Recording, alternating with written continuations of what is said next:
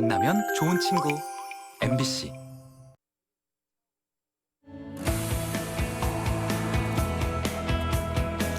시청자 여러분 안녕하십니까? 한 주간의 뉴스를 더 깊이 있게 분석하는 전주 MBC 더 체크 이몽진입니다. 이번 주 이슈 체크는 선거 불꽃 파장 그 이유를 짚어보고 사료값 상승에 따른 대안은 없는지 알아봅니다.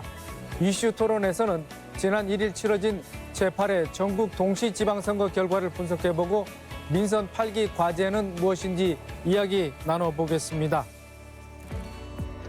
네, 먼저 이슈 체크 시간입니다. 지난 4월 초였죠. 이중선 전 전주시장 예비후보의 폭로로 시작된 선거 브로커 의혹, 선거판을 뒤흔들 정도로 파문이 일었는데요. 이후 상황은 어떤지 알아보겠습니다. 조수영 기자 나와 있습니다. 네, 선거 기간 내내 시중을 떠들썩했던 선거 브로커 의혹, 어떤 사건인지 좀 개괄적으로 설명을 해주시죠. 예, 사건은 지난해로 거슬러 올라갑니다. 당시 전주시장 출마를 준비했던 이중선 전 청와대 행정관에게 이른바 이 선거 브로커들이 접근해서 일종의 검은 제안을 해왔다는 내용인데요. 내용은 이렇습니다. 자기들이 선거 조직과 자금을 지원해주는 대가로 나중에 전주시장에 당선되면 전주시장 국과장 자리를 달라, 이런 내용이었고요. 이중선 전 청와대 행정관 말에 따르면 이런 요구가 4개월가량 이어졌다고 합니다. 참고로 의혹 당사자는 모두 3명입니다. 지역에서 다들 이름께나 알려진 환경 관련 시민단체 대표도 있었고요. 더불어민주당, 전북도당 정무직 당직자, 그리고 지역 일간지, 현지 기자도 포함이 돼 있었습니다. 이후 경찰 수사가 이루어지면서 현재 2명이 구속됐고 검찰 수사를 받고 있는 상태입니다. 네. 단순히 물론 충격적인 그런 사안이었는데 선거용 또 폭로로 끝날 수도 있었겠지만은 당사자들도 직접 만나보고 녹취된 내용을 또 들어보고 해서 뭐 선거판에 그 이슈화로 이렇게 직접 끌어내서 또 한국기자협회 또 그 관련 부분에 또 상도 수상하셨는데, 자, 이 사건 어떤 점에서 문제가 있다고 접근하셨죠? 예. 사실 이 녹취 파일에는 지역 정치인들의 실명이 여과 없이 드러나 있었기 때문에 무분별한 폭로에 그칠 수도 있었습니다. 저희는 이 선거를 앞두고 브로커가 전주시장 출마 예정자에게 접근해서 이런저런 요구를 하고 이 상식에 맞지 않는 이 대화를 주고받은 이런 내용을 큰 줄기로 잡고 보도했었고요. 이후에는 뭐 아시다시피 지방선거에서 그 브로커 논란이 주요 화두로 부상하기도 했습니다. 다만 저희가 보도하지 않았던 녹취 파일 내용이 지방선거를 앞두고 여러 선거 캠프로 흘러 들어가면서 이 확인이나 검증이 되지 않은 의혹들이 확산된 점은 다소 좀 아쉬움으로 남았습니다. 네, 이 사건 초기에는 뭐 그렇게 파장이 크지는 않았었는데 그래서 그런 배경에는 또 실제 브로커의 뭐 실체가 나타나지 않았거든요. 그래서 수사에 어려움도 있지 않았나 생각했는데 또 전격적으로 수사가 또 착수됐습니다. 네, 수사 진행 상황도 좀 말씀을 해주시죠. 네, 뭐 말씀하신 대로 이제 물론 녹취록이 증거가 될 수는 있지만 그 녹취록 내용이 맞는지 정확한 사실관계 여부를 다투는 게 수사기관의 이게 책무거든요. 그런데 이 녹취록이 어떤 게 근거가 아니라 말에 또 불과하기 때문에 이 경찰 수사가 좀 어려움을 겪은 것으로 알려지긴 했었습니다. 여기에 또 브로커 의혹을 받은 당사자들이 일부 증거인멸을 시도했다라는 이런 경찰 전원도 있었고요. 다만 녹취록 내용을 입증할 수 있는 추가 증거를 확보한 것으로 지금 전해졌고, 네. 이게 어떤 형태의 증거인지에 대해서는 만약에 재판 과정이 추가적으로 진행이 된다면 확인될 것으로 보입니다. 네, 이 사건과 관련해서 피의자 2명이 이제 검찰에 송치가 됐고 또 다른 의혹을 사고 있는 이제 뭐 지역 일간지 기자에 대한 추가 조사도 현재 진행되고 있는데 어디 좀 나온 게 있습니까?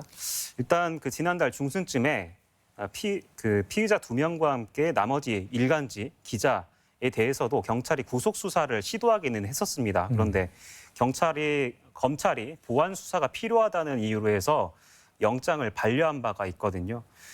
이 자세한 이유는 알려지진 않았지만 저희 보도를 보셨다면 이 브로커 의심을 받는 해당 기자가 사실 녹취록 내용 가운데 가장 많이 드러나 있고, 만약에 이게 또 나중에 사실로 확인이 된다면 이 파문이 가장 크게 예상되는 논란의 녹취록을 또 많이 남겼습니다. 그래서 이런 것들을 다 일일이 입증해야 하는 수사기관 입장에서는 수사에 다소 어려움을 겪지 않았을까라는 예상을 해볼 수가 있겠습니다. 네, 이 선거 브로커고 이와 관련해서 또 시민사회단체도 발벗고 나섰는데요.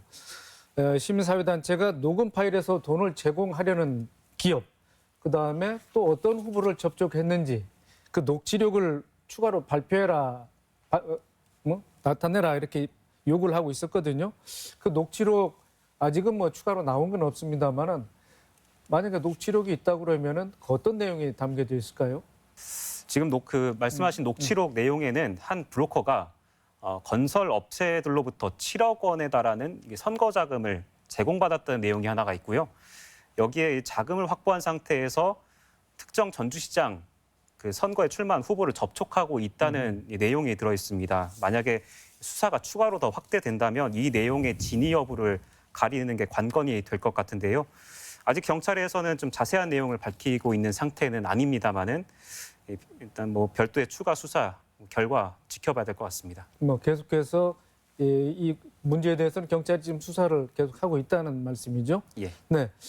또 다른 쪽에 경찰이 이제 더불어민주당 장수공수 경선 불법 의혹에 대해서 수사를 진행하고 있는데 사건 관련자의 차량을 압수수색하다가 차 내에서 현금 뭉치, 거액의 현금 뭉치가 발견됐습니다. 현재 이 현금을 운반한 자원봉사자가 검찰에 송치된 상태죠? 예, 맞습니다. 그리고 그와 별도로 해서 지금 자금 출처를 밝힌 수사가 별도로 또 진행이 되고 있고요. 자원봉사자의 어떤 개인의 일탈로 사건이 마무리될지 아니면은 이 출처를 더 밝혀서 윌선을 밝히는 수사로 확대될지 여부에 따라서 파장이 커질 것 같습니다. 그래서 좀 이거 역시 결과를 지켜봐야 될 것 같습니다.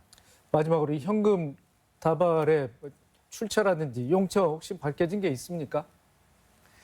예, 현재는 자금 출처를 밝히는 수사가 별도로 진행되고 있습니다. 자원봉사자의 개인의 일탈로 사건이 마무리가 될지 아니면은 자금의 출처까지 밝혀서 그 윗선으로 수사가 확대될지 여부가에 따라서 파장이 예상되고 있습니다. 네, 알겠습니다. 추가적인 보도 조수영 기자 계속 주시해 주시고요. 네, 오늘 수고하셨습니다. 네, 최근 들어 사료값이 크게 오르면서 축산 농가들이 어려움을 겪고 있습니다. 어느 정도나 올랐는지 지원책이나 대책은 없는지 알아보겠습니다. 전주 김제 완주 축산농협 김창수 조합장님 모셨습니다. 네, 안녕하십니까? 네. 사료 가격이 큰 폭으로 오르고 있다는 소식 연초부터 또 그 이전부터 많이 들려왔는데 도대체 어느 정도나 인상이 된 겁니까? 최근 2년 동안요. 코로나 팬데믹 사태 이후 가격이 평균 사료 가격이 지금 4번에 걸쳐서 40% 정도 올랐어요. 작년에 20% 오르고 올해 20% 오르고 그래서 40%가 올랐는데 농가들이 축산을 하는데 사료비 비중이 엄청 크거든요. 그래서 굉장히 힘들어하고 어려워하고 있습니다. 네, 일단 수요와 공급이 불일치해서 가격이 오른다고 볼 수 있는데 구체적으로 좀 가격이 오르는 그 배경, 원인 좀 설명을 해 주시죠. 자, 가격이 오르게 된 주된 원인은요. 첫 번째로 코로나 사태 이후에 뭐냐면 외국에서 공유나 운송비 이런 게 외국의 착황이 첫째 곡물 착황이 좋지 않아요. 그래서 많이 올랐고요. 그다음에 수입하는데 수입 원유가 상승, 그리고 화물 운송료 대폭 상승, 그리고 환율 인상 이런 주요 원인들로 인해서 사료 가격이 많이 오르게 됐습니다. 네. 자연히 축산 농가들이 그 애로를 호소하고 있을 텐데 그러면 생산비에서 사료값이 차지하는 비중이 얼마나 되고 있습니까? 축종별로 좀 다르긴 한데요. 대략 사료비가 차지하는 생산비 원가는 한 70에서 80% 정도 차지합니다. 그래서 갈수록 사료 비중이 생산 원가에 거의 절대적으로 7, 80% 차지하니까요. 사료 가격이 오름으로써 농가들에게 큰 경제적인 부담이 되지요. 네. 그럼 축산 농가에서는 사료 구입을 시중에서 할 수도 있고 또 농협을 통해서도 할 수 있을 것 같은데요.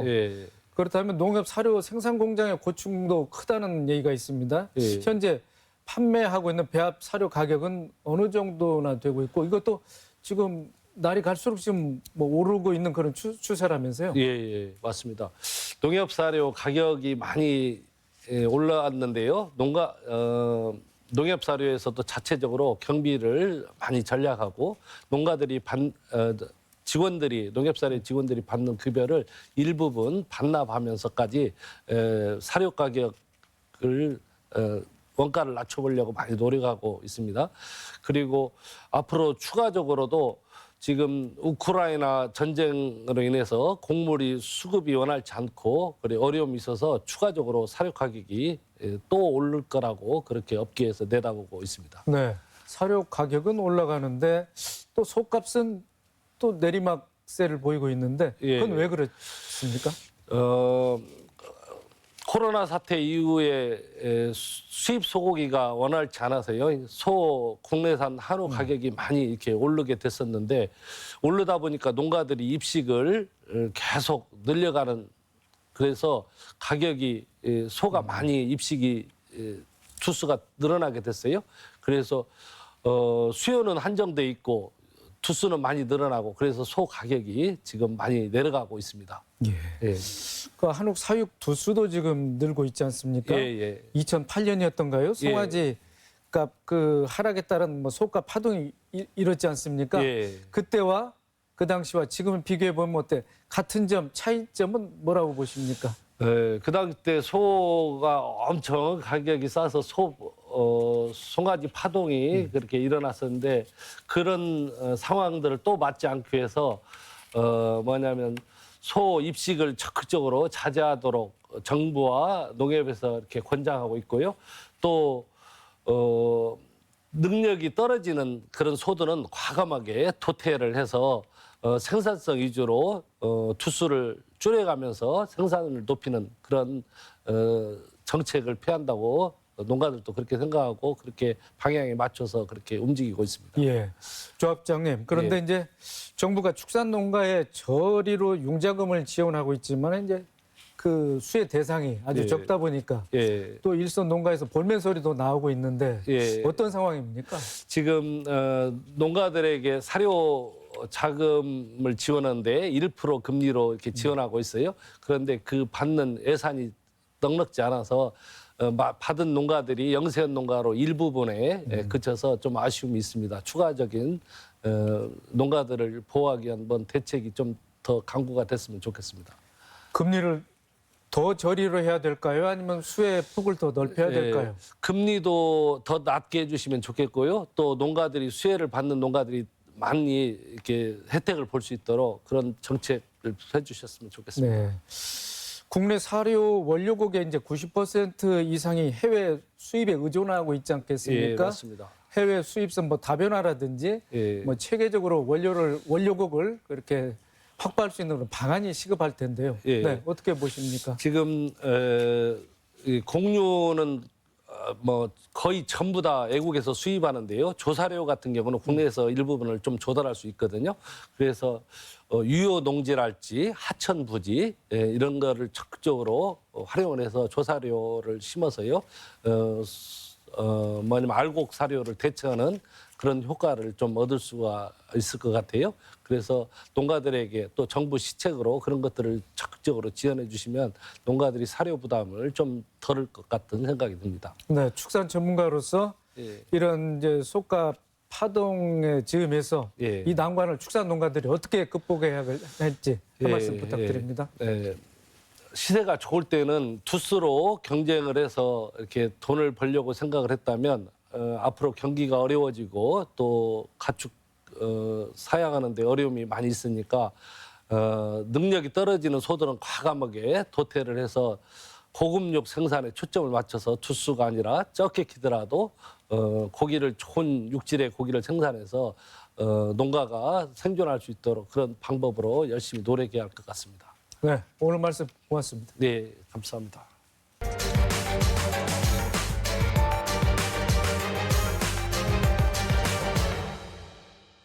이슈 토론 시간입니다. 치열했던 6.1 지방선거가 끝이 났습니다. 유권자들의 선택은 어땠는지 이번 선거 결과를 분석해 보고요. 이후 전북 정치에 어떤 변화가 올지 또 윤석열 정부와의 관계 설정은 어떻게 할지 살펴보는 시간 갖겠습니다. 두 분 모셨습니다. 김광수 전 국회의원, 임성진 전주대 행정학과 교수님이십니다. 네, 반갑습니다. 안녕하십니까? 반갑습니다. 제8회 전국 동시지방선거가 끝이 났습니다. 이번 선거 어떻게 끝났는지 서두에서 총평부터 듣고 가겠습니다. 네, 먼저 임 교수님. 네, 예상했던 결과대로 민주당이 참패를 당했는데요. 이것은 이제 대선 이후에 사실 대선 이후에 3개월 만에 치러진 선거기 때문에 이 회고적 평가보다는 전망적 투표가 일반적으로 이루어지는 그런 상황인데 민주당 같은 경우는 대선의 대결 구도를 그대로 끌고 나가는 그런 전략으로 나왔다는 게 반성과 쇄신이 전혀 보이지 않았던 것. 이런 게 이제 전체적으로 국민들로 하여금 심판을 받았다고 보는 거고요. 근데 이제 전북은 또 거기하고 반대로 오히려 그런 부분들이 민주당에 이제 결집을 시켜주는 이런 효과도 가져왔기 때문에 굉장히 우리가 이번 선거 결과를 상당히 깊이 있게 양 측면에서 바라봐야 되지 않는가 그렇게 생각합니다. 네. 김 이번 의원님. 선거는 아마 역대 대통령 선거에 가장 근접한 선거였잖아요. 그래서 대선 이후에 치러지는 선거이기 때문에 이제 국민들께서 대선을 아시다시피 이제 0.73%로 끝났습니다. 정권을 민주당이 넘겨줬죠. 그래서 국민들께서는 정권 안정론에 좀 무게를 실었지 않겠는가. 그러니까 윤석열 대통령 후보를 찍지 않았던 사람들도 그래도 앞으로 대한민국의 5년을 책임질 사람이기 때문에 국가를 위해서 또 자녀들을 위해서도 그래도 별로 마음에 안 들어도 좀 윤석열 정부가 잘했으면 좋겠다라고 하는 그런 바람이 선거 결과에 좀 나타나지 않았나 이렇게 생각을 하고요. 오히려 이제 아까 교수님께서 말씀하셨지만 지역에서는 민주당의 결집이 오히려 강화되는 형태로 나타났단 말이죠. 그럼 여러 가지 요인들이 함께 복합적으로 작용하고 있다 이렇게 생각을 합니다. 앞으로 이제 국회 권력이 지금 국회의원 선거는 7석 중에 2석 2대 5가 민주당 쪽이 이제 2석 확보했죠. 지금 국회 권력은 민주당이 169석, 그다음에 국힘당이 114석. 그래서 우회 권력은 여전히 민주당이 가지고 있죠. 그런데 이제 우회 권력도 민주당이 좀 국힘당에 좀 국정 협조를 하는 측면으로 이번 지방선거 결과 좀 가야 되지 않겠는가. 물론 이제 앞으로 좀 봐야 되겠죠. 그렇게 생각을 하고요. 한 가지만 더 말씀드리면 윤석열이 아니고 이제 이재명 의원이죠. 이재명 의원이 민주당에서 입지가 어떻게 될 것인가. 저는 좀 입지가 좀 약화될 가능성이 높다. 왜냐하면 본인 선거가 위태로워서 사실은 총괄 선대위원장으로서 위치를 방안에 갇히면서 전혀 못했거든요. 그리고 김포공항 문제나 이런 것들이 제기되면서 총괄 선대위원장으로서 위상이 좀 하락된 측면이 있다. 그래서 앞으로 좀 전국은 많은 요인들로 요동들이 칠 수 있는 가능성이 있다 이렇게 생각을 합니다. 예. 임 교수님, 무엇보다 이번 선거 투표율이 과거 역대 선거에 비해서 상당히 저조했습니다. 네, 어떻게 보고 계십니까? 네, 투표율이 저조한 것을 이제 정확히 그 조사가 향후에 나와 봐야 알겠습니다만은 현재로 봐서는 민주당 지지층이 대거 투표장으로 나오지 않은 결과로 이렇게 저희 추정을 할 수가 있겠습니다. 그러나 앞서도 이제 말씀하신 대로 민주당이 보여주지 못했던 그런 변화와 쇄신의 노력이 전혀 없었고 기존의 이 과거의 대선의 연장선에서 선거를 전략적으로 끌어가려는 이제 국민들이 그런 부분에 대해서 대단히 식상해하고 정치에 대해서 이제 굉장히 비판적인 이런 시각을 많이 보냈거든요. 그래서 이번 투표율이 낮았던 것은 향후에 총선에서도 민주당에 굉장히 좋지 않은 이런 악영향으로 계속 이어질 가능성이 높다 이렇게 생각합니다. 그렇게 할 수 있는 것은 방금 말씀드렸듯이 이재명 의원이 이제 국회로 들어갔을 때 당 내에서 어떻게 보면 이제 원래 계획했던 대로 그런 헤게모니를 장악을 하려고 했던 이런 시도들이 과연 원점에서 다시 민주당에 출발해서 재검토가 될 수 있을까 그런 부분에 대해서 상당히 좀 회의적인 그런 생각들을 많이 하고 있거든요. 그래서 향후에 이런 결과들이 저희들이 눈여겨봐야 될 것 같습니다. 네. 새 정부 출범 이후 3주 만에 치러진 지방선거 아니었겠습니까? 예, 예. 그래서 글쎄 뭐 이제 여당 쪽에 많은 이제 표가 지지율이 뭐 몰릴 것은 뭐 일반적인 상식으로 생각을 하고 예측됐었죠. 전라북도에서도 사실 투표율이 과거 선거에 비해서 많이 낮았습니다. 뭐 투표율이 낮은 게 뭐 여당에 도움이 될지 그렇지 않으면 야당에 도움이 될지 그 어떻게 분석을 하고 계십니까? 여야의 유불리를 떠나서 우리 전북이 48.6%잖아요. 전국이 50.9%인데 우리 전라북도가 광주 37.8%, 그다음에 대구의 43%에 이어서 세 번째로 17개 광역시도 중에서 낮은 투표율을 기록했어요. 근데 역대 선거를 보면 우리 전북에서의 투표율이 전국 선거보다 항상 월등하게 많이 상회했던 것들이 현실이었습니다. 근데 이렇게 투표율이 낮은 원인들을 어떻게 봐야 되냐? 저는 민주당에 대한 정치적인 탄핵이라고 저 이렇게까지 생각을 합니다.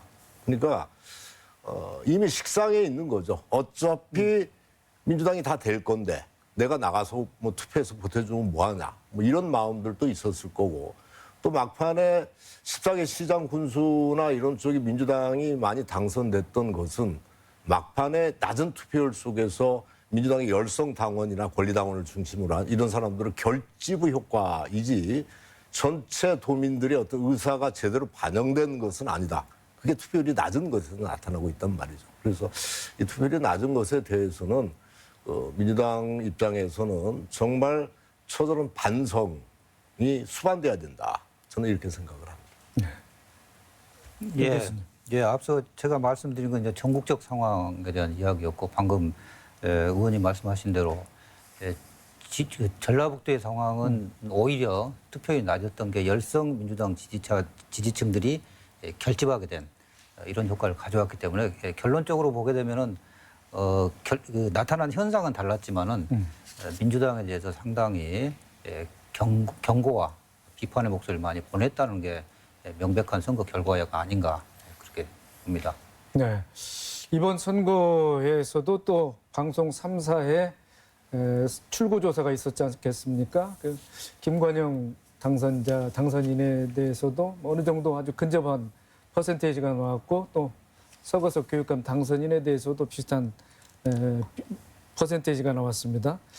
이미 뭐 도지사회 같은 경우에는 이제 민주당 후보로서 뭐 예견이 됐었고 또 서거석 후보와 또 우리 천호성 후보 간에는 좀 이제 치열한 뭐 공방을 벌이기도 했는데 자 김관영 당선인 또 서거석 당선인 뭐 이거 당선 결과가 나왔습니다만은 자 어떻게 뭐 보고 계십니까? 뭐 출구조사는 굉장히 정확한 것 같아요.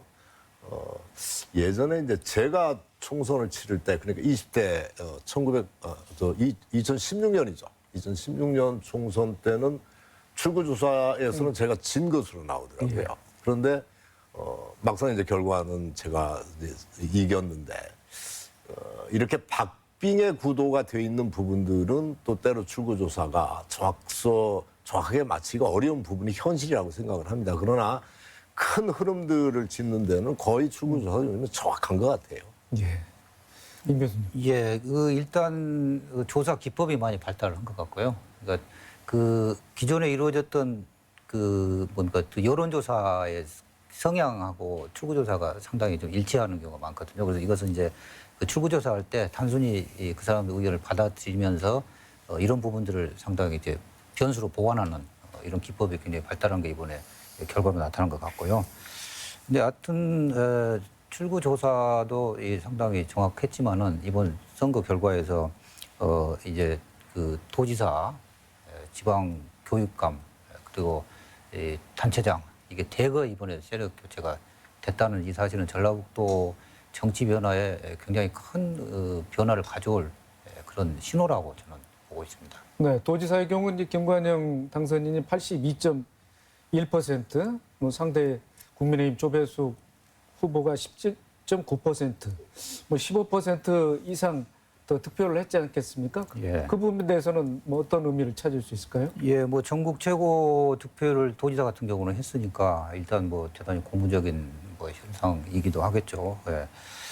예, 그런데 이번 투표율을 볼 때 그 국민의힘 그러니까 보수 정당이 사실 지난 선거에서는 굉장히 낮았거든요. 근데 낮았는데 사실은 근데 민평당이 그 당시에 있었기 때문에 민평당이 19% 이상을 얻었기 때문에 그때 2.6%인가요? 뭐 그 정도밖에 안 얻었지만 그 이전 선거를 보게 되면 이미 20%의 선거 결과도 얻었었거든요. 그래서 거기에 약간 이제 미치지를 못하는데 지금 현재 이번 선거 같은 그런 구도 내에서 조배수 후보가 얻은 투표율 그리고 이제 이번에 굉장히 신성한 지역이 많습니다. 그 민주당이 기초단체장이나 이런 구도로 볼 때는 당선자 수 뒤에 숨어 있는 이런 변수가 상당히 이번에 좀 있다. 저는 이제 그렇게 봅니다. 그래서 이 천호성 후보 같은 경우도 사실 마지막에 여론조사 결과와 달리 굉장히 좀 근접한 수치로 물론 탈락을 했습니다만은 그래서 비록 당선은 되지 않은 후보들이 많고 그렇지만은 향후 전라북도의 정치 지형 변화에 이런 것들이 상당히 우리 의미 있게 봐야 될 부분들이 꽤 있다고 저는 보고 있습니다. 네. 교육감 선거 또 도지사 선거 뭐 이런 결과를 놓고 좀 어떻게 좀 해석을 할 수 있을까요? 일단 그 국힘당이 역대 호남에서 전북뿐만이 아니고 전북도 이제 17.8%, 광주도 18.8%, 광주가 15.9%, 전남이 18.8%뭐 이렇게 돼서 15%를 다 훌쩍 넘겼거든요. 그래서 이건 상당히 좀 어찌 보면 저는 호남 지역에서 오히려 저는 고무적인 현상이다 이런 판단을 저는 오히려 하고요. 이것은 이제 아까 말씀드렸지만 좀 정권 안정론의 어떤 흐름들이 반영된 것이다 이렇게 생각을 하고 교육감 같은 경우에는 거의 아마 선거 전에 예측은 뭐 서과석 후보가 완승할 것이다 이렇게 예측이 됐는데 막판에 이제 굉장히 추월을 했어요. 이게 아마 선거의 역동성이 아닌가 이렇게 생각을 합니다. 예전에 2010년인가요? 김성한 교육감하고 오글량 후보라고 두 분이 경쟁할 때 거의 오글량 후보가 당선의 축배를 들고 있을 때 막판에 추월을 해서 그때 아마 제가 기억에 0.28%인가 2,200여 표 이렇게 해서 김성한 후보가 당선되고 이제 그 뒤에 내리 3선을 하게 됐는데 이게 이제 선거에 참 흥미로운 역동성이 아닌가 이렇게 생각을 합니다. 네. 그런가 하면 이제 민주당과 무소속의 격돌 뭐 14개 자치단체장에서 있었습니다만은 11곳에서 민주당이 승리를 하긴 했는데요. 좀 눈여겨볼 만한 그런 지역이 있으면은 어느 지역인지 한번 추려보시죠. 글쎄 이제 뭐 눈여겨볼 지역은 뭐 순창이 지금 이제 무소속이 됐지 않습니까? 기존에 이제 무주와 임실은 이미 무소속 단체장이 있었던 곳이기 때문에 네. 뭐 최선 3선 될 수 있다 그러는데 순창이 지금 무소속 후보가 됐고 그리고 원래 예견은 좀 무소속 돌풍이 일지 않겠는가 뭐 이런 예견들이 있었는데 좀 미풍에 결과적으로는 미풍에 그쳤죠. 그러나 내용을 살펴보면 상당히 흥미로운 부분들이 많습니다. 예를 들어서 완주의 민주당 후보 같은 경우에는 몇 퍼센트인가요? 40%로 네. 당선됐고 나머지 60%가 이제 무소속이 나눠 가졌고 남원의 최경식 후보 같은 경우도 37%로 당선됐고 나머지가 이제 무소속이 나눠 가졌고 그래서 고창 같은 경우에는 한 2.5% 정도로 민주당이 신승을 했고 이런 지역을 보면 결과를 놓고 봐서 14개 선거구에서 기초단체장을 민주당이 11개를 가져갔다. 그래서 지난 선거보다는 민주당이 훨씬 더 강화됐다. 뭐 이런 결과를 볼 수가 있는데 내용들을 보면 상당히 무소속이 선전한 지역이 굉장히 많아요. 정읍도 그렇고 선전한 지역이 많습니다. 그래서 뭐 이런 것은 지역의 이제 어떤 민주당에 대한 민주당이 지금 뭐 축배를 들 일이 아니고 왜 이렇게 민심의 흐름들이 변화됐는지라고 하는 것들에 대한 처절한 좀 도당 차원에서 자기 반성들도 있어야 된다 이렇게 판단을 합니다. 네. 민주당이 11곳에서 승리를 하긴 했습니다만 그건 신승이라고 할 수가 있고 또 이제 과반을 안 되는 그런 당선 지역이 많다. 그래서 결코 뭐 승리라고 해석할 수는 없다 그런 말씀 같은데 우리 임 교수님. 예, 방금 뭐 말씀하신 부분에 저도 전적으로 동의하고요. 예, 이 결과로는 민주당이 이제 압승을 했지만 사실은 아까 말씀드린 대로 아주 1%도 안 되는 근소한 신승이 있었고 또 뭐 고창 같은 경우도 굉장히 마지막까지 이제 역전이 되는 이런 상황이었기 때문에 이걸 뭐 민주당이 결과를 가지고 압승했다고 보기는 좀 조심스러운 그런 결과 해석을 해야 될 것 같습니다. 특히 아까 앞에서 서두에 말씀드린 대로 이번에 낮은 투표율이 민주당 지지층으로 하여금 전국적으로 이제 그 투표장에 안 가게 만든 게 이 뭐요 전북이나 이쪽 같은 경우는 오히려 민주당에 대한 열성 지지층만 투표장으로 나오게 하는 이런 어떻게 보면 상반된 현상 같으면서도 동일한 흐름이거든요. 그런 결과에 의해서 이번에 신승으로 이렇게 당선되고 이런 부분이 나왔기 때문에 이게 이제 향후에 이제 선거 끝나고 당장 이제 민주당이 굉장히 내부 이렇게 변화에 대해서 큰 이런 노력이 있어야 될 건데 이런 흐름에 따라 가지고 전라북도 정치권도 상당히 크게 영향을 받을 수 있는 여지가 많이 보이는 선거였다. 이렇게 판단할 수 있겠습니다. 네. 그러니까 교수님 말씀대로요.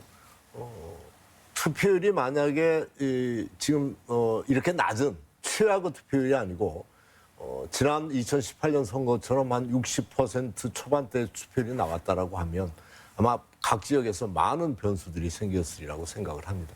결국 투표율이 낮다라고 하는 것은 민주당의 열성적인 지지층의 결집 부분으로 상당 부분 민주당 후보들이 당선된 이런 측면들이 있기 때문에 어쨌든 민심의 전체적인 흐름들을 이번 선거가 다 담았다 이렇게 보기에는 여러 가지 어려운 측면이 있다 이렇게 생각합니다. 네, 민주당의 결집이었지만은 민심의 전반적인 흐름을 담지는 못했다 말씀 주셨는데 그렇다고 보면 민주당의 독주 체제가 뭐 더 완고해졌다 그렇게 볼 수도 있지 않겠습니까? 그렇죠. 그런데 공천 과정의 그 잡음이라든지 또 공천 기준의 형평성 문제가 많이 제기돼서 민주당이 좀 고전을 할 것이라는 그런 예측도 있었습니다만은 그러한 뭐 문제들이 결국 선거에 크게 영향을 또 못 미쳤단 말입니다.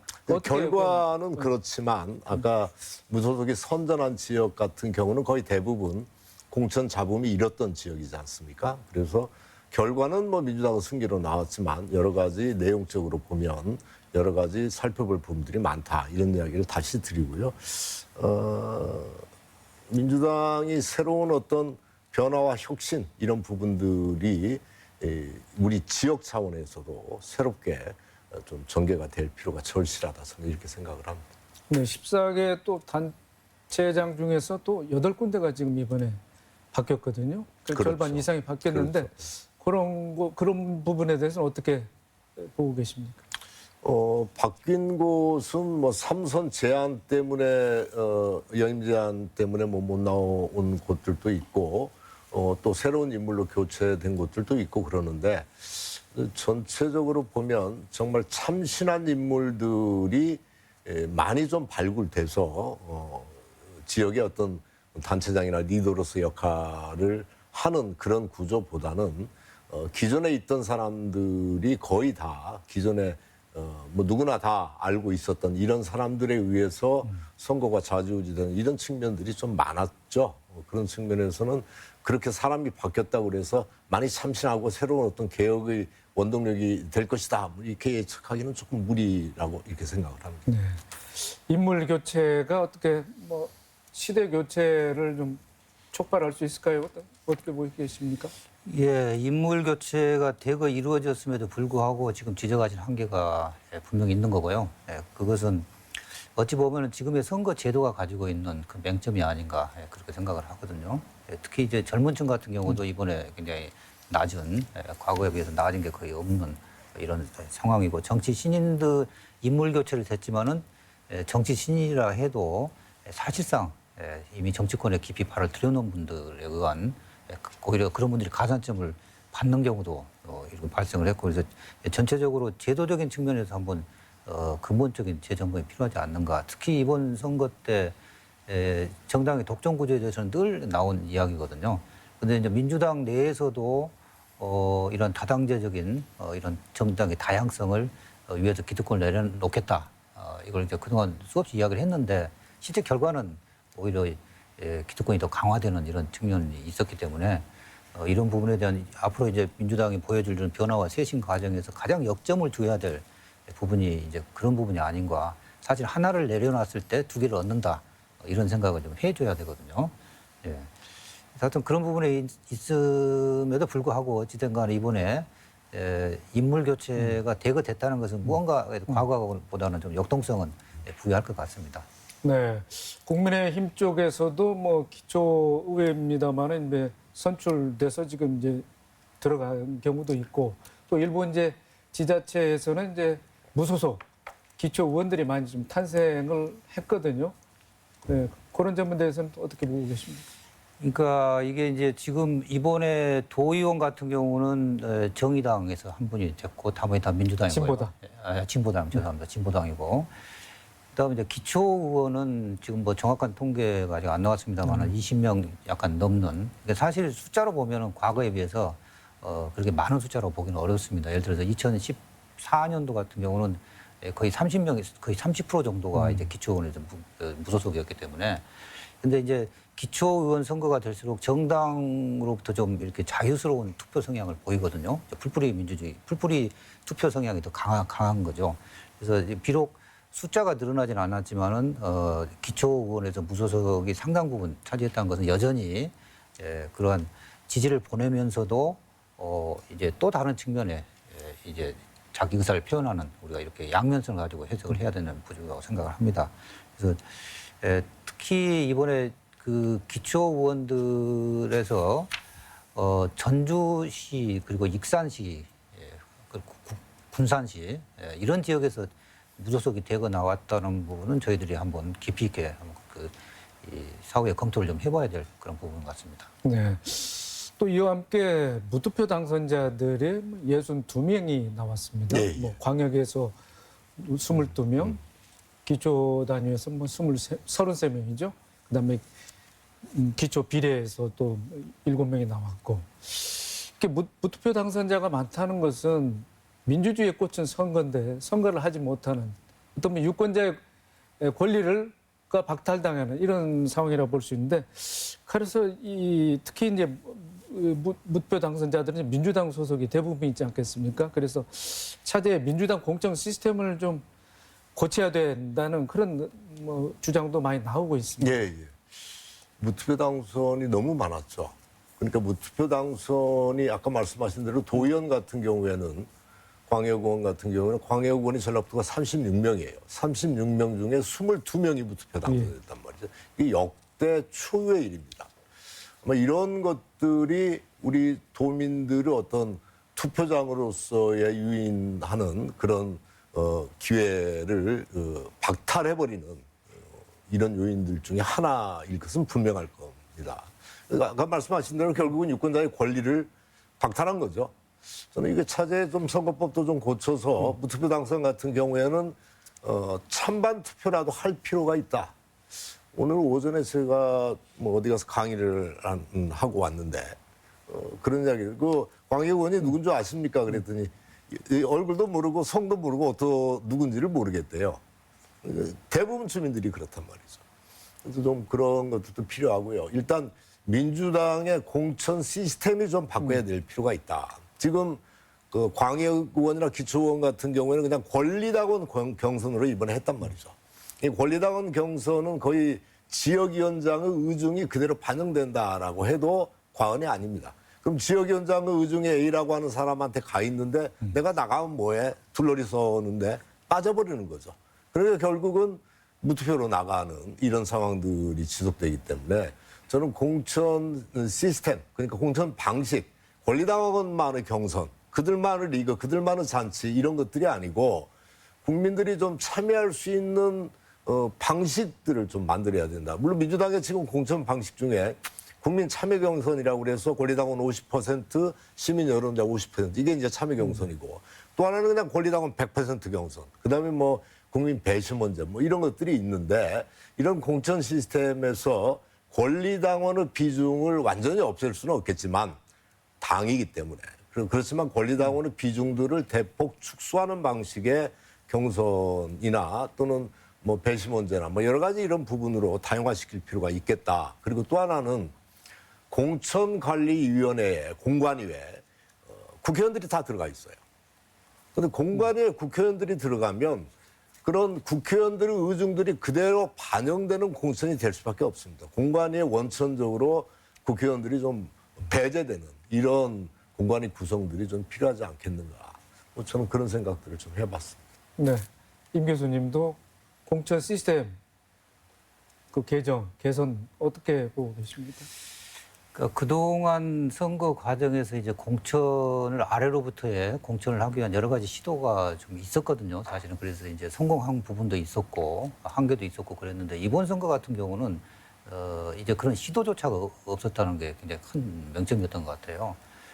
특히 이제 대선에 집중하게 되면서 대선 끝날 동안에 선거운동을 전면적으로 금지시키고 그 짧은 기간 안에 이제 지방선거를 치러야 되기 때문에 아예 처음부터 이번에 이 공천이 정말 매끄럽게 가는 것은 거의 이제 포기를 한 상태에서 출발했지 않는가.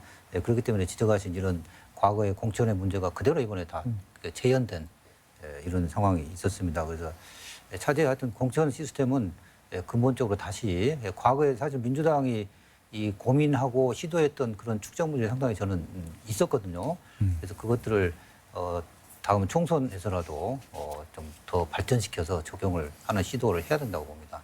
네. 네, 이번 지방선거 결과를 놓고 봤을 때 전북 정치의 변화 어떻게 점하고 계십니까? 예, 뭐 저는 민주당의 어떤 일당 독주가 오히려 강화된 측면이 결과적으로 그렇게 됐지 않습니까? 그러나 좀 전에 다 이야기했다시피 내용적으로는 상당한 여러 가지 문제점들을 안고 있는 것들이 현실이다. 또 민주당이 우리 지역에서는 집권 여당이나 마찬가지이지 않습니까? 그러니까 민주당은 좀 막중한 책임감을 가질 필요가 있겠다. 그리고 어차피 이제 대선에서 지고 또 지방선거에서 지고 그래서 중앙당도 일정한 어떤 쇄신의 모습을 갖추겠는데 물론 이제 민주당이 전체적으로 제대로 쇄신하면서 국민들한테 낮은 자세로 제대로 국민들의 어떤 인정을 받을지 어쩔지는 모르겠습니다만 지역은 집권 여당이라고 하는 더 무거운 책임감을 가지고 훨씬 더 다양한 부분에서 쇄신 작업들이 이루어져야 된다. 저는 뭐 이렇게 생각을 합니다. 그러나 아마 그러기는 상당히 어려울 겁니다. 지금 뭐 지난번보다 더 많이 당선됐기 때문에 오히려 축배를 들고 있는 상황이지 우리가 뭐 좀 더 막중한 책임감을 쇄신을 해야 되겠다 뭐 이런 생각들은 거의 안 할 것 같은데 저는 이제 그럴 필요가 지금 절실히 있지 않겠는가. 민주당이 좀 변하고 도민들 속으로 좀 들어가야 된다. 아까 말씀드린 대로 이 낮은 투표율이라고 하는 것은 민주당에 대한 정치적인 탄핵의 성격들이 분명히 있다. 그런 것들에 대한 반성을 해야 된다. 이렇게 생각을 합니다. 네, 민주당 지역에서는 여당입니다만 또 전국적인 상황에서는 또 야당 아니겠습니까? 새롭게 출발하는 김관영 또 이 전라도정도, 전라도 지방정부도 중앙정부를 상대해서 전북의 몫을 또 전북의 제 역할을 다 하려면은 어떤 준비를 해야 되는지 임 교수님 좀 말씀을 해주시죠. 예. 어쨌든 간에 이번에 이제 그 바라는 만큼은 한계가 있더라도 새로운 인물로 교체됐다는 것 그리고 과거의 관료적 리더십에서 이런 정치인이 과감하게 어떤 변화를 시도할 수 있는 그런 여건이 마련됐다는 것은 상당히 저희가 기대해 볼 만하고요.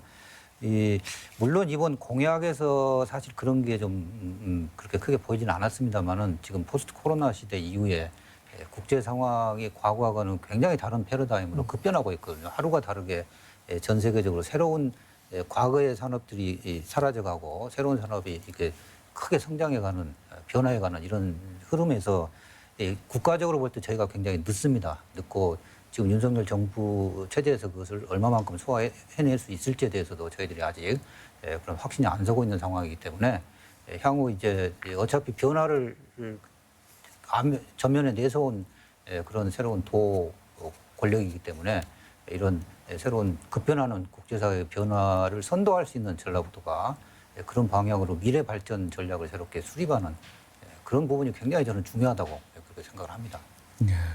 저도 동감인데요. 어쨌든 이제 김관영 호에 대한 기대가 있습니다. 그래서 도민들의 압도적인 지지도 해줬고 그동안에 전라북도가 조금 침체돼 있던 측면을 부인할 수가 없습니다. 그것이 좀 관료주의에 너무 함정에 빠져 있었던 부분들이 있습니다. 좀 역동성을 가져야 된다 이런 생각을 갖고 전라북도가 경제의 각종 지표에서 전국 최하위에 머물고 있잖아요. 그러면 이제 꼴등은 뭔가라도 해보려고 좀 요동을 치고 해야 되는 건데 그냥 뭐 지킬 것도 없는 사람이 지키고만 있어서는 안 되는 거잖아요. 뭔가 조금 역동성이 좀 필요한 시기에 김관영 도지사가 제 역할을 제대로 하기를 좀 기대하고요. 또 하나는 이제 그 역할 중에 중요한 게 우리 전라북도의 어떤 중장기 성장 동력 이런 것들을 좀 개발하는 게 대단히 중요합니다. 정치권과 함께 우리 전라북도의 어떤 중장기 먹거리 성장 동력을 어떻게 만들어낼 것인가 하는 것들에 좀 집중할 필요가 있다 이런 생각을 갖습니다. 네. 토론을 마무리할 시간이 된 것 같습니다. 지방자치가 시작된 지 만 27년이 됐고 이제 민선 8기를 앞두고 있습니다. 우리 전북이 지역이 발전하고 전북 정치가 또 수준이 한 단계 더 높아질 만한 그런 제언으로 해서 마무리 말씀을 해서 우리 임 교수님, 그다음에 김 의원님 짧게 한 번씩 해주시죠. 예. 하여튼 뭐 민주당은 이번 선거 결과에 전라북도에 이렇게 기뻐하되 긴장하면서 기뻐해야 된다. 그걸 다시 한번 지적하고 싶고요. 그리고 다음에 저희의 전라북도의 화두는 변화와 혁신과 미래가 되어야 된다. 이제는 과거에 저희가 늘 후진적인 전라북도, 소외된 전라북도 이런 전라북도에 벗어나는 과감한 새로운 미래의 변화와 혁신과 성장 동력을 만들어내고 선도하고 이끌어 나가는데 저희 역량을 모으고 그런 변화를 결실을 거뒀을 때 민주당의 미래도 전라북도를 통해서 더 열린다고 보겠습니다. 예, 저는 견제받지 않는 권력, 감시받지 않는 권력, 경쟁이 없는 권력, 그것은 잘못하면 무책임이나 무능이나 또는 때로 부패에 빠질 수 있다 이런 생각을 갖습니다. 그것이 우리 전라북도의 지방 권력의 역사에서 적나라하게 볼 수 있는 부분이라고 생각을 합니다. 민주당이 좀 막중한 책임감, 잘못하면 일당 독주의 폐해가 그대로 도민들의 몫으로 전가되기 때문에 막중한 책임감을 가지고 어떤 지역 발전 또 지역의 어떤 새로운 정치적인 리더십을 만들기 위해서 노력을 해야 된다 이런 생각을 갖습니다.